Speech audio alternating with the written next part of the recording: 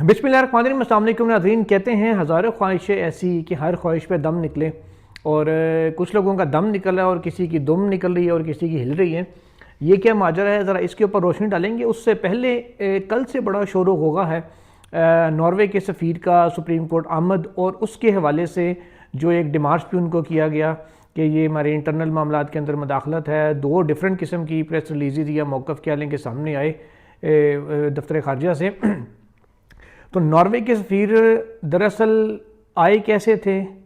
वो क्या करने आए थे, वो सुप्रीम कोर्ट में किस किस से मिले और उन्होंने क्या किया, और सुप्रीम कोर्ट के जजेस को उनके हवाले से क्या मालूम था, ये मैंने कहा ज़रा मालूमात आपके सामने रखना लाजमी है। तो थोड़ा सा पहले इनको सामने रख दें, उसके बाद फिर अगली जो खबर है उसकी तरफ चलते हैं।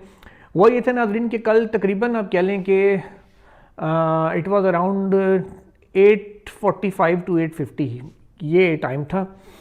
जब नॉर्वे के जो एम्बेसडर हैं वो सुप्रीम कोर्ट ऑफ पाकिस्तान पहुंचे थे, और वो किसी प्रोटोकॉल के साथ नहीं आए थे, कोई उनके साथ स्टाफ भी नहीं था। वो ऑल अलोन अकेले आए थे अपने ड्राइवर के साथ। गलिबन लतीफ़ ही ऐसा कोई नाम था उनके ड्राइवर का, जहाँ तक मुझे याद है, क्योंकि बाद में उनको मैंने I heard him calling someone कि जी गाड़ी इतने बजे ले आना। वो बाहर पार्किंग में डेफिनेटली गाड़ी होती है, तो जिसको उन्होंने आगे लेके आना था उनको बिठाने के लिए, क्योंकि हम तो मजदूर बंदे हैं, आपको पता है अपनी गाड़ी खुद ही कहीं पार्क करके तो पैदल चीज़ें उठा के जाना पड़ता है। लेकिन एम्बेसडर्स का केस थोड़ा डिफरेंट होता है। खैर पता नहीं मुझे उनका नाम एग्जैक्ट मैंने लिया कि नहीं, अलबत्ता he was with his driver. तो वो सुप्रीम कोर्ट ऑफ पाकिस्तान में इंटर हुए, और इंटर भी हुए तो अपने क्या कहते हैं वो अपने कार्ड के साथ थे। तो उनको पुलिस वाले जो वहाँ सिक्योरिटी पे मौजूद होते हैं उन्होंने कहा कि जी आप बताएं, उन्होंने कि मैं डिप्लोमेट हूँ। उन्होंने कहा जी ठीक है, वेरी गुड, फाइन, आप आए हैं, लेकिन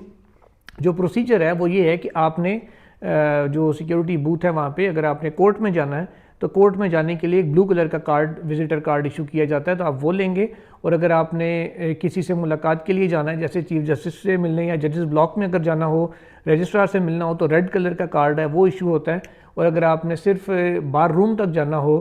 तो उसके लिए गालिबन एक ब्राउन कलर का कार्ड है वो इशू होता है, कि अगर आपने वकील से मिलना हो या प्रेस रूम में आना हो या कोई और आपका काम हो एडमिनिस्ट्रेटिवली सुप्रीम कोर्ट में, तो डिफरेंट कैटेगरीज हैं। और कोर्ट रूम के अंदर दाखिल उसी को उन्हें दिया जाता है जिसके पास ब्लू कलर का कार्ड हो, चाहे वो कोई प्राइम मिनिस्टर आए या कोई भी आए, उन सब के लिए ये एक असूल सुप्रीम कोर्ट ऑफ पाकिस्तान ने वज़ा किया हुआ है। उनको जब भी बताया गया कि यहाँ प्रोसीजर ये है, तो उन्होंने उस प्रोसीजर को फॉलो किया, उनका विजिटर पास उन्होंने लिया और वो अंदर आ गए, जिसकी इस्तकबाल की वीडियो आपने देखी कि वहाँ पे क्योंकि ज़ाहिर है केस था, तो क्योंकि सप्लीमेंट्री में ये केस लगा हुआ था तो 9:30 बजे इसने टेकअप हो जाना था। इसलिए हमने कोशिश ये की, मैंने भी और बहुत से साथियों ने, हमारे साथियों ने, कि हम जितना जल्दी पहुँच सकें पहुँचे, ताकि एक तो गाड़ी खड़ी करने की जगह करीब मिले, दूसरा ये कि हम ईजीली उस केस को पूरा कवर भी कर सकें। नॉर्मली होता ये है कि जो सप्लीमेंट्री लिस्ट जब आई हो तो पहले सप्लीमेंट्री लिस्ट टेकअप होती है, उसके बाद बारी आती है फाइनल लिस्ट की। लेकिन जब हम लोग जाके अदालत में बैठ के उनको वहाँ से लिया तो उनको बताया कि बेंच नंबर 5 में केस होगा, तो उनको फिर ईमान मज़ारी उनके वकला साथ थे, फिर हम लोग भी साथ थे जर्नलिस्ट जो गए और सीधा बेंच 5 में वो जाके अपना मोबाइल वगैरह जो प्रॉपर सबमिट करा के बैठ के। अच्छा, उन्होंने एक चीज़ ये कही थी ईमान मज़ारी को कि मैं जब कोर्ट रूम के अंदर बैठूँगा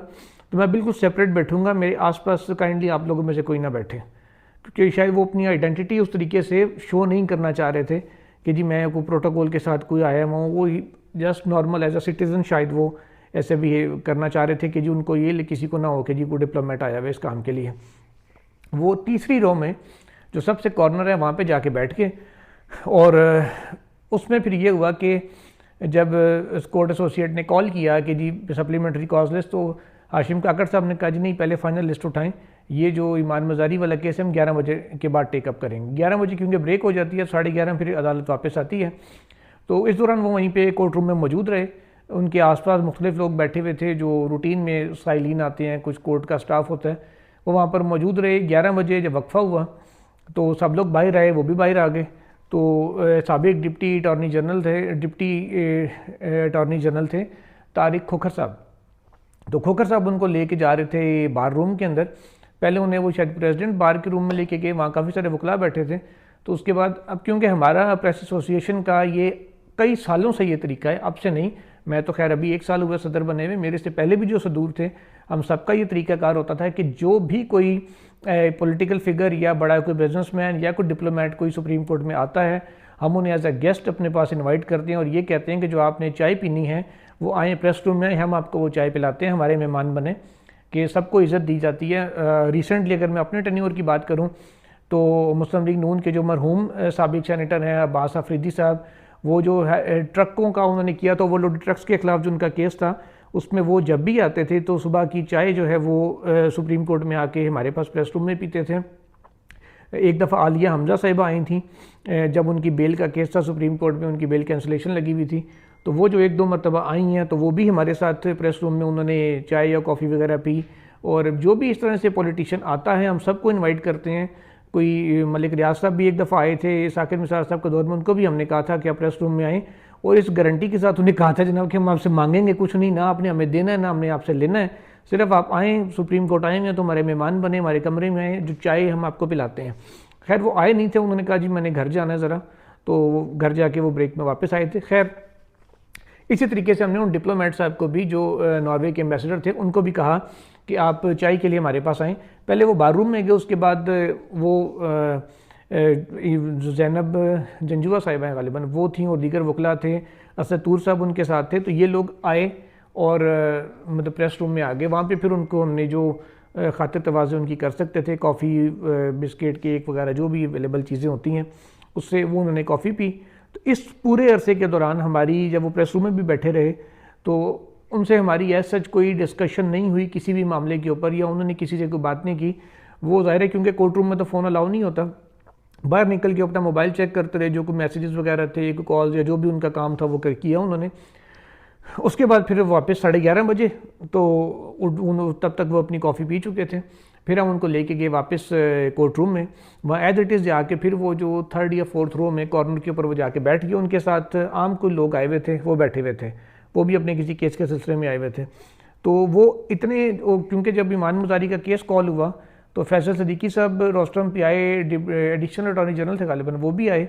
ایڈیشنل تھے، ایڈیشنل اٹارنی جنرل صاحب بھی آئے، اور 3-4 وکلاء، ہادی چٹھا صاحب، ایمان مزاری صاحب، یہ لوگ بھی پیچھے روسٹرم کے پیچھے کھڑے ہو گئے۔ تو اتنا وہاں پہ لوگ آگے 5-6 لوگ کھڑے ہو گئے تھے،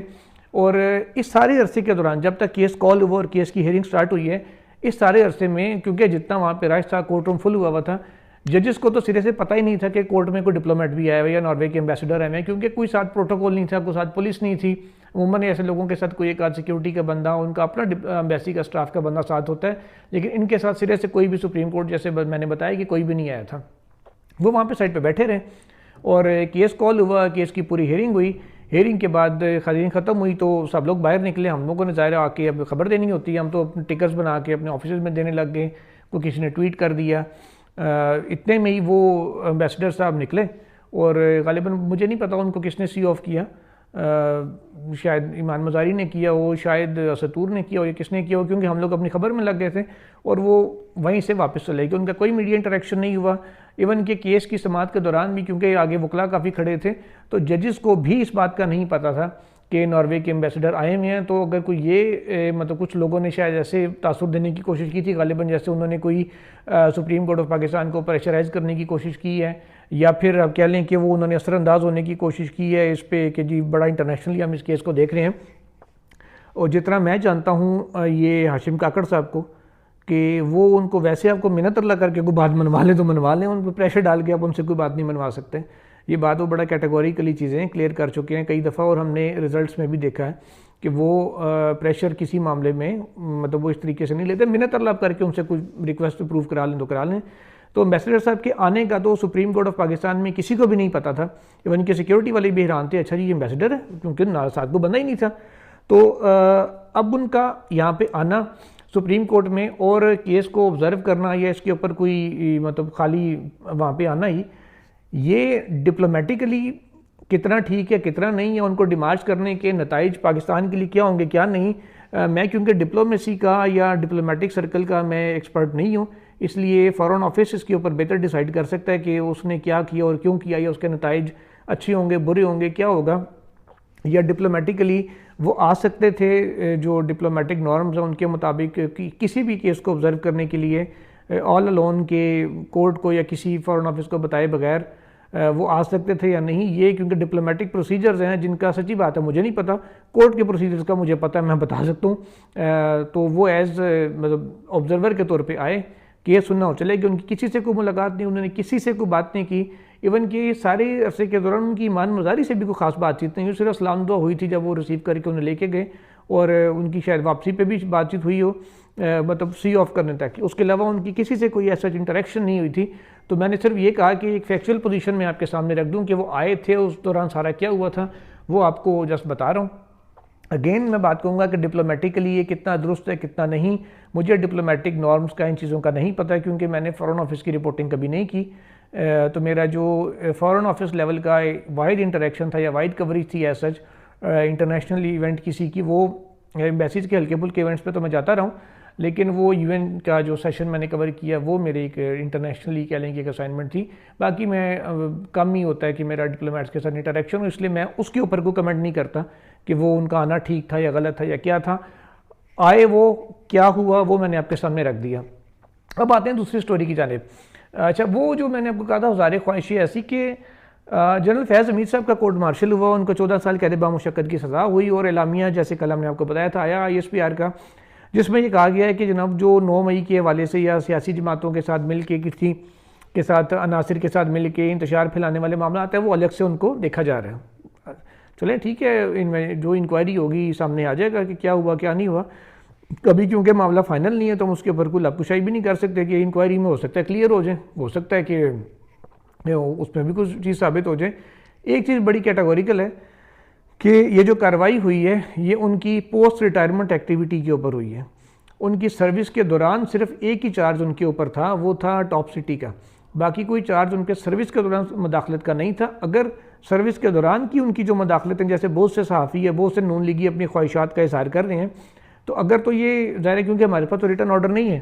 ہمیں تو جو اعلامیہ امرستہ کی محدود ہیں خالی، اگر تو یہ ڈیورنگ سروس کی کوئی چیز تھی کہ سروس کے دوران انہوں نے ٹاپ سٹی کے علاوہ کوئی پولیٹیکل انٹرفیئرنس کی تھی، تو اس میں پھر یہ ہوگا کہ وہ تو مسلم لیگ نون کی گورنمنٹ کے پاس کہہ لیں کہ یہ عدالتی ایک فیصلہ آ گیا اور ایک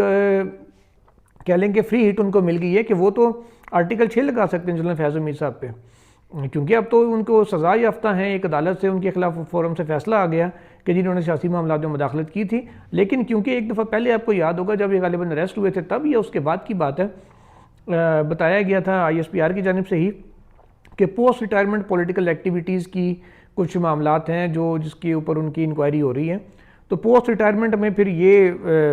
ان کے شاید سیاسی جماعتوں سے روابط یا کوئی ایسا معاملہ تھا جس کے اوپر انہوں نے کوئی انٹرفیئرنس کی،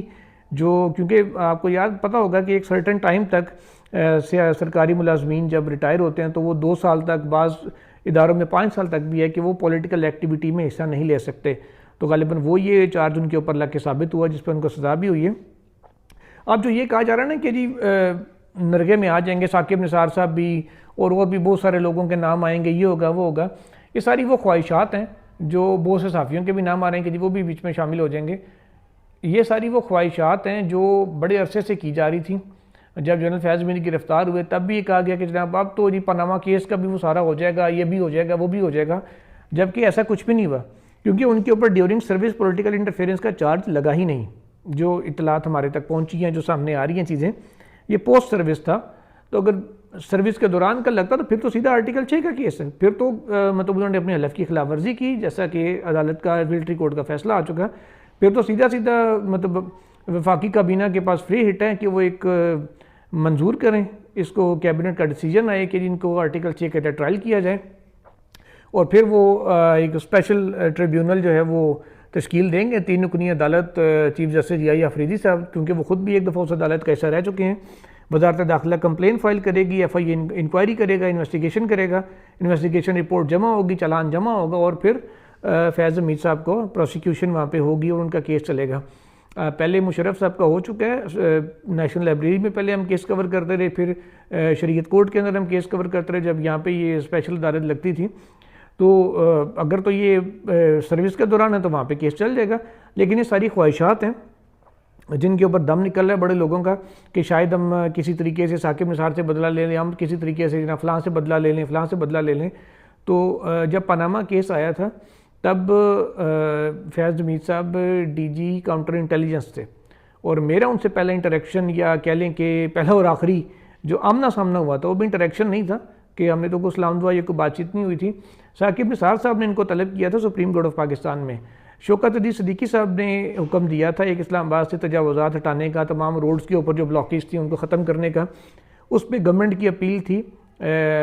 اس میں I S I had quarter جو اپارہ میں واقع ہے اس کے باہر سے بھی کیونکہ وہ روڈ بند تھا اس کو کھولنے کے احکامات ہائی کورٹ نے جاری کیے تھے شوکت علی صدیقی صاحب نے، اور ثاقب نثار صاحب کے سامنے جب وہ اپیل لگی تو اس میں انہوں نے کہا کہ جی جب سب کے لیے ایک قانون ہے تو پھر آپ کو بھی اس پہ عمل کرنا پڑے گا، اور جب کوئی وہ پراپر ٹائم فریم نہیں دے پائے کہ ہم نے کب اس کو رکاوٹوں کو ہٹانا ہے،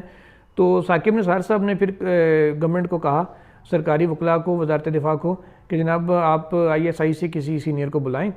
تو یہ کہا اگر وہ یہیں تک ہی رہتے تو شاید کوئی ہیڈ کوارٹر سے کوئی ڈائریکٹر یا کوئی آ جاتا، لیکن ان کی مجھے لگ رہا ہے کہیں نہ کہیں شناسائی اس موقع پر ہو چکی تھی فیض حمید صاحب سے، کیونکہ انہوں نے خود نام لے کے کہا کہ جنرل فیض حمید صاحب ہیں غالباً آپ کے، وہ کیا ہیں ڈی جی سی ہیں، تو ان کو بتایا کہ ہاں جی وہ ڈی جی سی ہیں، تو کہا جی ان کو بلا لیں 1 گھنٹے میں آ جائیں وہ۔ اس کے بعد جنرل فیض حمید سپریم کورٹ آئے تھے، اور کیسے آئے تھے وہ ججز بلاک والی سائڈ سے ہو کے انٹر ہوئے تھے، باقی ان کے ساتھ جو سٹاف تھا وہ روٹین کے راستے سے ہی بینچ 1 میں آیا تھا۔ باہر انہوں نے اپنا موبائل جمع کروایا، پولیس والے جو کاؤنٹر پہ بیٹھے ہوتے ہیں وہیں پہ ہمارے موبائل بھی پڑے ہوئے تھے، تو جب وہ ہیئرنگ کے بعد باہر نکلے تھے، ہم لوگ بھی باہر نکلے، وہ بھی باہر نکلے، تو اس وقت انہوں نے ہم سب کھڑے ان کو دیکھ رہے تھے، ظاہر ہم نے بھی پہلی دفعہ دیکھا تھا کہ اچھا جی یہ ڈی جی سی صاحب بھی ہوتے ہیں اور یہ ہیں، تو قیوم صدیقی صاحب ظاہر ہے ایک بڑا نام ہے، پرانے صحافی ہیں، وہ بھی وہاں کھڑے ہوئے تھے اپنا موبائل لے رہے تھے، تو فیض حمید صاحب نے ان کا نام لے کے کہا قیوم صدیقی صاحب آپ کیسے ہیں؟ صدیقی صاحب نے کہا جی میں بالکل ٹھیک ہوں۔ ان کی وہاں انٹریکشن نہیں، ہم نے تو خالی ان کو دیکھا، فرسٹ ٹائم تھا، اور قریب سے پہلی اور آخری بار دیکھا تو اس کے بعد تصویریں آج تک ان کی دیکھی ہے یا ویڈیو کبھی کابل والی دیکھ لی ہے،